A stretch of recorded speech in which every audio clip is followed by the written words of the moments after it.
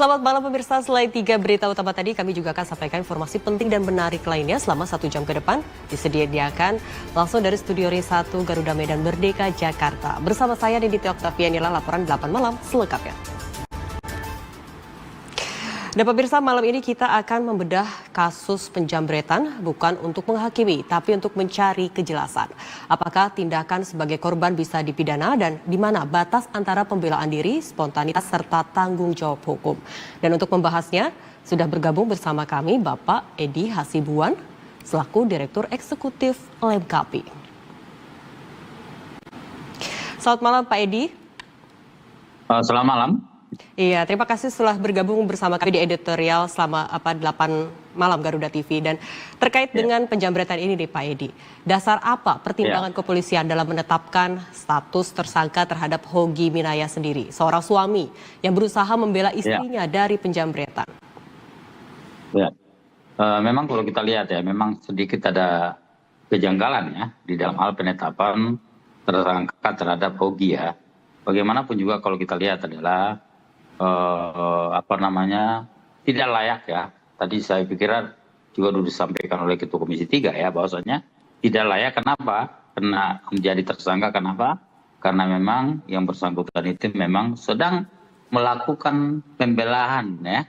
Jadi pembelaan terpaksa sebetulnya kalau istilah di hukum ya. Jadi ketika misalnya ada seseorang, misalnya saya, kemudian istri saya, kemudian dalam keadaan jiwanya terancam, lalu saya melakukan pembelaan karena memang istri saya tadi itu terancam, maka itu adalah merupakan pembelaan terpaksa ya. Artinya memang di sini adalah saya melakukan itu bukan karena kini, tapi memang karena sangat terpaksa ya. Jadi makanya kalau terjadi seperti itu sebetulnya dalam pandangan kami adalah itu sebetulnya dari awal bisa dilakukan penghentian ya, baik penyidik maupun kejaksaan yang melakukan penuntutan terhadap ini ya. Jadi kalau misalnya kayak gini kasusnya, ya seharusnya dari awal itu harus dihentikan. Karena memang tidak bisa dipaksakan menjadi tersangka ya. Lalu sebenarnya bagaimana polisi memastikan proses penegakan hukum ini sendiri berjalan adil ketika publik menilai penetapan tersangka ini sendiri bertentangan dengan prinsip pembelaan diri yang tadi dimaksud Pak Edi sendiri? Ya, saya kira memang disinilah mungkin ya, yang kalau menurut saya itu adalah merupakan kelalaian. Seharusnya memang kalau kita lihat, Kapolres harus bisa mengawasi ya, termasuk anak buahnya, karena ini adalah merupakan kasus yang ditangani oleh Kasat Lantas ya. Karena kalau saya lihat di situ adalah pasal yang diterapkan kepada si Hogi sebagai tersangka itu adalah pasal 310 ya, itu tentang kelalaian, kemudian yang menyebabkan orang lain meninggal. Dan itu diancam itu pakai Undang-Undang Nomor 9 tahun 2009 tentang lalu lintas dan angkutan jalan raya ya. Dan itu kalau kita lihat itu adalah isi pasalnya itu bagi pelaku yang melakukan menyebabkan kelalaian hingga menyebabkan orang lain meninggal, maka bisa diancam dengan 6 tahun penjara atau 12 juta, denda 12 juta ya. Dan saya kira memang apa yang disampaikan oleh mungkin istrinya tadi kan berkeluh ya, menyampaikan kenapa istri saya atau suami saya yang melakukan pembelaan terhadap diri saya karena saya dijamret, kemudian lalu diproses secara hukum. Dan inilah yang mungkin yang dilihat oleh masyarakat, ada ketidakadilannya apa yang disampaikan oleh istrinya, dan kemudian itu banyak mendapatkan simpati dari masyarakat. Lalu masyarakat melalui merame-rame melakukan kritisi terhadap apa yang menjadi penetapan tersangka oleh Polres Sleman terhadap Hogi tadi ya. Dan untuk penetapan tersangka sendiri dalam kasus ini sesuai tidak dengan standar operasional penyidikan dan prinsip perlindungan hak asasi manusianya, Pak? Saya kira inilah memang yang terjadi saat ini adalah, saya kira memang kalau kami melihat bahwasannya penyidik di sini, penyidik lalu lintasnya itu tidak jeli ya, kemudian tidak arif ya, kemudian tidak betul-betul memahami apa yang menjadi keputusannya, kemudian tidak memberikan rasa keadilan kepada masyarakat ya. Makanya di atas kejadian itu, maka banyak masyarakat yang menyampaikan kritikan, banyak masyarakat kalau kita lihat di media sosial ya, banyak masyarakat yang menyampaikan protes ya, bagaimana Polres Sleman bisa memberikan suatu penetapan tersangka kepada Ogi ya, yang betul-betul kalau kita lihat adalah dia melakukan pembelaan terpaksa ya, istilah hukumnya demikian, atau juga disebut dengan notwear ya. Jadi itu memang ada di dalam undang-undang kita KUHP itu ada disebutkan bahwasanya ketika misalnya orang melakukan pembelaan secara terpaksa itu bisa tidak dilakukan proses hukum ya. Ya, Pak Edi, ini mengingat polemik yang muncul hingga pencopotan dan penonaktifan Kapolres Sleman sendiri itu serta pejabat lainnya. Apa evaluasi yang sebenarnya harus dilakukan untuk pengawasan internal di kepolisian sendiri, Pak Edi? Ya, tentunya apa yang terjadi di Sleman ya, kemudian kita harapkan itu harus menjadi bahan pembelajaran ya, kepada seluruh jajaran Polri ya, termasuk para Kapolsek, termasuk para Kapolres ya, karena ini adalah merupakan ujung tombak daripada kepolisian ya di dalam memberikan pelayanan kepada masyarakat ya. Jadi kalau misalnya kalau kami lihat apa yang terjadi di Sleman ini adalah tidak memberikan rasa keadilan kepada masyarakat sehingga banyak rame-rame masyarakat melakukan atau memberikan kritikan terhadap penetapan tersangka terhadap Ogi tadi ya. Jadi kalau kita harapkan apa yang terjadi ini harus menjadi bahan pembelajaran, bahan introspeksi ya kepada penyidik atau kepada Kapolres atau juga Kapolsek ya di dalam hal menetapkan warga negara menjadi tersangka. Akhirnya dia juga bukan hanya tidak semata karena penegakan hukum kemudian menggunakan kacamata kuda ya, tidak demikian. Memang kalau ada secara hukum memang bisa, tetapi juga harus lihat apakah penetapan tersangka itu bisa memberikan rasa keadilan ya.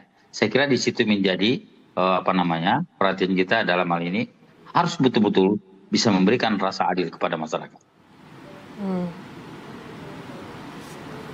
Baik Pak Edi, apa sebenarnya langkah korektif yang diambil Polri untuk memperbaiki kesalahan penerapan pasal yang sebagaimana diakui oleh Kapolresta Sleman? Tadi dikatakan bahwa pasal 30 terkait dengan kelalaian sebenarnya kan polisi sendiri sudah melakukan sesuai dengan pasal yang ada begitu. Iya. Saya memahami memang itu pasal sebetulnya bisa digunakan, tetapi juga tidak memberikan rasa keadilan ya. Kenapa demikian? Karena tadi harus dilihat. Saya memahami ketika Polres Sleman menetapkan pasal itu 310 kemudian ayat 4 itu disebutkan bahwasanya memang mereka menyampaikan bahwasanya sudah melakukan berbagai tahapan dan juga kajian-kajian sehingga mereka berani menetapkan Ogi sebagai tersangka. Karena memang di sini adalah ada 2 korban yang tewas ya, di jalan raya ya, akibat karena dikejar tadi ya. Namun demikian harus dipahami bahwasanya juga tidak bisa kita ingkari bahwasanya tadi yang melakukan misalnya pengejaran itu adalah dia melakukannya itu karena memang istrinya dijamret. Kemudian pada saat dijamret tadi adalah barang tadi hasil kejahatan tadi masih berada di tangan 2 jamret yang bersangkutan ya. Ini juga yang sebetulnya harus menjadi pertimbangan ya. Dia melakukan kejahatan kemudian oleh keluarganya atau suaminya lalu dikejar ya. Tentu itu merupakan suatu pembelaan yang terpaksa ya. Baik Pak Edi.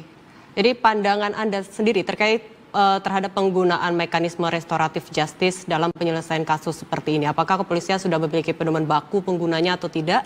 Itu seperti apa? Tapi baik Pak Edi, kita membahas terkait dengan restoratif justice sendiri ini. Pandangan Anda terhadap penggunaan mekanisme restoratif justice dalam penyelesaian kasus seperti ini. Apakah kepolisian sudah memiliki pedoman baku sebenarnya untuk penggunaannya sendiri?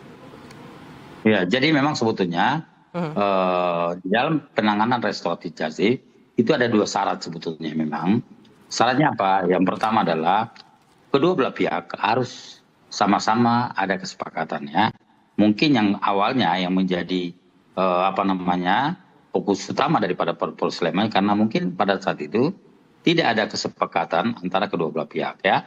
Kenapa demikian? Karena ya pertama bisa dibayangkan keluarganya ada yang meninggal 2 orang kemudian itu mungkin mereka tidak terima ya.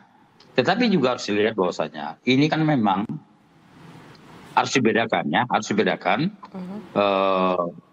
bahwa ini adalah kasus pidana ya. Karena memang di sini adalah terkait dengan penjamretan ya. Jadi kalau terjadi seperti ini, maka sebetulnya tadi betul ya kata Komisi 3 bahwasanya tidak untuk dilakukan restoratif justice, tetapi bisa dihentikan dari awal ya oleh penyidik atau juga oleh penuntut umum yang menangani kasus ini ya. Jadi tidak harus sebetulnya kasus ini sampai ke pengadilan, tidak demikian. Tetapi bisa dilakukan penghentian oleh penyidik yang menangani kasus ini.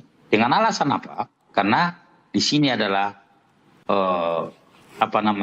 dia melakukan itu karena pembelaan terpaksa ya, karena dalam keadaan terdesak, karena untuk melakukan pembelaan diri ya. Saya kira memang inilah yang membedakan antara kasus yang lainnya. Kalau misalnya lain, restoratif justice misalnya ada orang berantem, ada orang pukul-pukul, kemudian diproses ya, lalu mereka damai.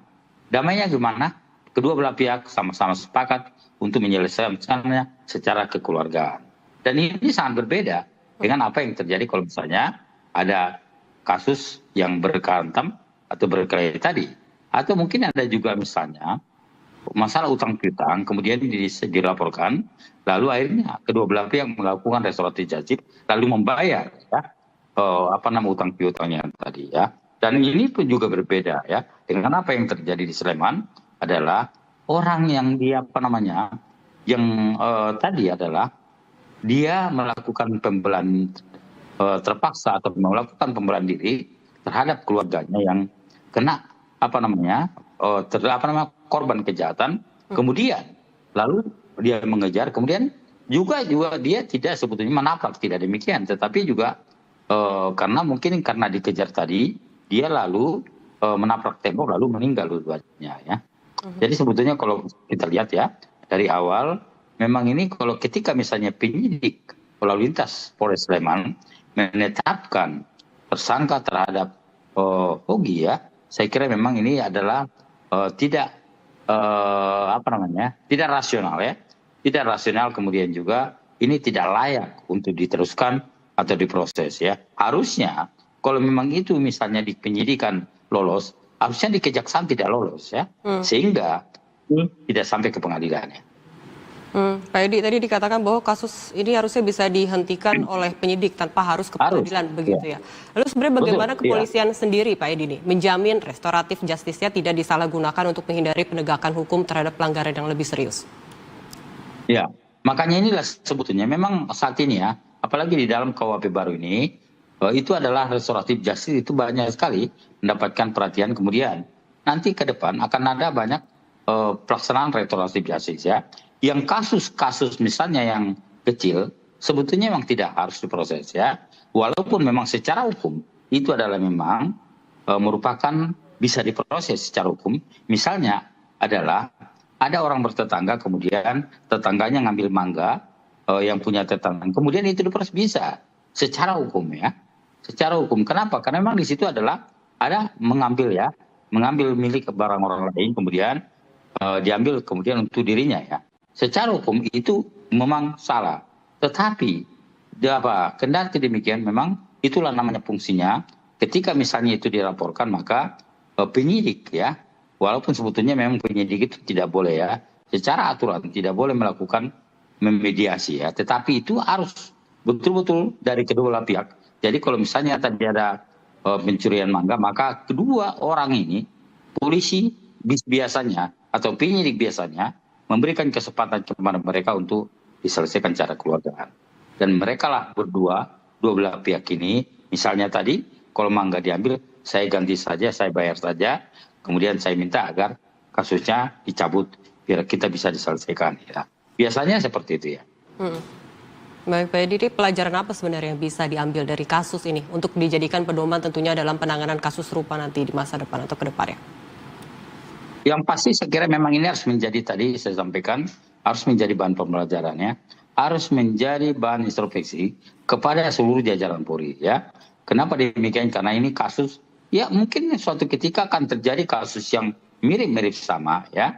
Dan kita harapkan kepada seluruh polisi di seluruh Indonesia ya, yang menangani perkara seperti ini atau mirip-mirip seperti ini, biar betul-betul bisa arif ya.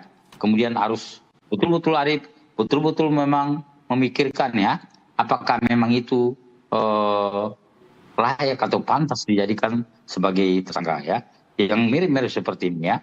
Karena kan memang demikian, karena jangan sampai misalnya kalau terjadi seperti kemarin itu adalah satu pihak sebetulnya orang kok, makanya disampaikan oleh istrinya, suami saya kok membela saya, menjaga saya, kemudian dia membela diri untuk melindungi saya karena dijamret, tiba-tiba malah ditetapkan tersangka ya. Itulah yang membuat masyarakat itu gusar ya. Jadi mudah-mudahan ke depan tidak ada lagi kasus serupa seperti ini. Tetapi betul-betul polisi atau penyidiknya harus memberikan rasa adil kepada masyarakat. Baik Pak Edi, terakhir ya Pak, apakah ada perubahan nanti kebijakan internal Polri setelah polemik ini terkait standar evaluasi mungkin terhadap tindakan pembelaan diri warga dalam konteks hukum pidana dan lalu lintas, seperti itu? Ya, saya kira nanti pimpinan Polri pasti akan memberikan ya suatu mengingatkan ya kepada seluruh jajaran Polri agar betul-betul menangani kasus serupa, menangani atau menerapkan kasus restoratif justice saja, atau mungkin menemukan kasus serupa betul-betul bisa dikaji ya dengan dengan bijaksana ya, dengan arif ya, betul-betul sehingga tidak menimbulkan gejolak dari masyarakat ya, tidak menimbulkan kritikan dari mana-mana atas penetapan tersangka tadi ya. Saya kira ya ini kalau saran kami ini mari sama-sama dijadikan ini sebagai masukan kepada Polri ya dalam hal tidak ada lagi kasus serupa yang terjadi pada masa mendatang. Baik, berarti bisa dikatakan kasus ini mengingatkan bahwa hukum bukan hanya soal pasal begitu ya Pak Edi, tapi juga soal konteks juga. Lalu kemudian penegakan hukum yang kuat seharusnya bukan hanya tegas tapi juga adil dan mampu melindungi seluruh masyarakat yang terlibat dalam kasus hukum. Begitu ya Pak Edi ya. Baik, terima kasih Pak Edi atas pandangan dan juga penjelasannya hari ini di Laporan 8 Malam, dan selamat malam, selamat istirahat Pak Edi. Selamat malam ya.